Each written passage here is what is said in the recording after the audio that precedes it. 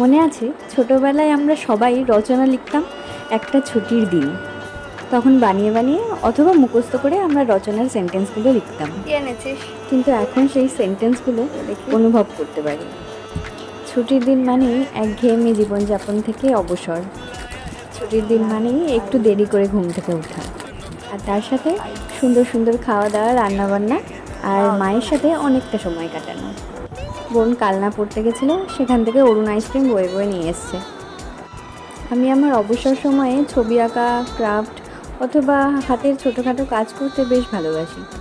এই টেডিটা ও বার্থডেতে দিয়েছিল ছুটকিকে, কিন্তু ছুটকি ভীষণ ভয় পেত, বলতো যে এক্সপ্রেশনটা খুব রাগি রাগি। তাই আমি ভাবলাম এই টেডিটার একটু মেকওভার করা যাক। ওই রাগি হাসিটা চেঞ্জ করার জন্য মুখে যে সুতোটা আছে ওই সুতোটাও আমি চেঞ্জ করে অন্যরকম সেলাই করে দিয়েছিলাম, আর চোখটাও একটু ফেব্রিক দিয়ে মিষ্টি মিষ্টি করে দিয়েছিলাম।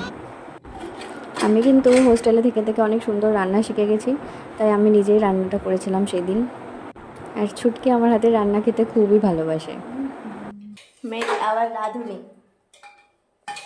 আর তারপর দুপুরবেলা খাওয়া দাওয়ার পর যদি এরম একটা ওয়েদার তৈরি হয়, আর কি চাই, ষোলকলা পূর্ণ।